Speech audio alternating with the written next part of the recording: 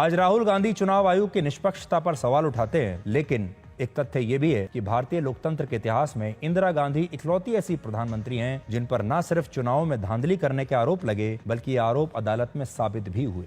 50 वर्ष पहले आज ही के दिन 24 जून 1975 को सुप्रीम कोर्ट ने इलाहाबाद हाई कोर्ट के उस फैसले पर सशर्त रोक लगा दी थी जिसमें हाई कोर्ट ने रायबरेली से इंदिरा गांधी के चुनाव को खारिज कर दिया था और ये कहा था कि इंदिरा गांधी कुछ शर्तों के साथ भारत की प्रधानमंत्री बनी रह सकती हैं, ऐसा सुप्रीम कोर्ट ने कहा। और इस फैसले को 24 जून 1975 को शाम 4 बजे ऑल इंडिया रेडियो पर प्रसारित भी किया गया था। इस फैसले के बाद इंदिरा गांधी कुछ शर्तों के साथ प्रधानमंत्री बनी रह सकती थीं, लेकिन उन्होंने ऐसा न करके अगले ही दिन 25 जून 1975 को देश में इमरजेंसी लगा दी। उस रात को इंदिरा गांधी ने दिल्ली में सभी विपक्षी नेताओं को गिरफ्तार करवा दिया। इनमें जयप्रकाश नारायण का नाम भी शामिल था, जिन्हें जेपी कहते थे। यह भारतीय लोकतंत्र का वो युग था जब इंदिरा गांधी ने अपनी सत्ता और अपने खानदान के सामने कुछ नहीं देखा। सबसे पहले उन्होंने सिर्फ सत्ता में बने रहने के लिए 1971 में समय से पहले लोकसभा के चुनाव कराए। अगर उस साल ऐसा ना होता तो भारत में लोकसभा और विधानसभा के चुनाव एक साथ आज भी हो रहे होते। दूसरा, इंदिरा गांधी ने रायबरेली से चुनाव जीतने के लिए सरकारी मशीनरी का दुरुपयोग किया। विपक्ष की तरफ से उनके खिलाफ चुनाव लड़ने वाले राजनारायण ने आरोप लगाया कि इंदिरा गांधी चुनाव में वायुसेना के विमान का इस्तेमाल कर रही थी और उन्होंने चुनाव जीतने के लिए एक डमी कैंडिडेट को खड़ा किया था जिसे 50,000 रुपए की रिश्वत दी गई थी।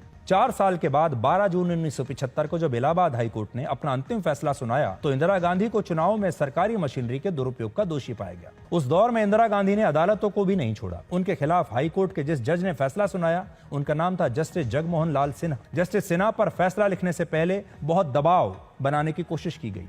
उस जमाने में इलाहाबाद से कांग्रेस के एक सांसद हर रोज जस्टिस सिन्हा के घर के बाहर आकर बैठ जाते थे। वो जस्टिस सिन्हा पर इस बात के लिए दबाव बना रहे थे कि उनका फैसला इंदिरा गांधी के पक्ष में होना चाहिए। एक दिन कांग्रेस के सांसद से परेशान होकर जस्टिस सिन्हा ने खुद को अपने घर में ही बंद कर लिया और अपने कर्मचारियों से सबको ये कहने के लिए कह दिया कि वो उज्जैन में अपने भाई से मिलने के लिए गए हुए हैं, घर पर मौजूद ही नहीं है। इस सब के बीच एक और शख्स उनके घर पर मिलने के लिए आया और उसने जस्टिस सिन्हा को बताया कि दिल्ली में उन्हें सुप्रीम कोर्ट का जज बनाने की चर्चा चल रही है। लेकिन जस्टिस सिन्हा समझ गए कि उन्हें ये प्रलोभन दिया जा रहा है कि अगर इंदिरा गांधी के पक्ष में फैसला सुना दिया तो सुप्रीम कोर्ट में जज बना दिया जाएगा। 7 जून 1975 को जब जस्टिस सिन्हा ने अपना फैसला लिख दिया तब उनके पास इलाहाबाद हाई कोर्ट के चीफ जस्टिस ने देहरादून से फोन किया और कहा कि दिल्ली से गृह मंत्रालय के अतिरिक्त सचिव उनसे मिलने आए थे और उन्होंने कहा है कि जस्टिस सिन्हा अपने फैसले को जुलाई तक के लिए टाल दें। इंदिरा गांधी का कहना था कि वो किसी कार्यक्रम के लिए मेक्सिको जा रही हैं, इसलिए अदालत का फैसला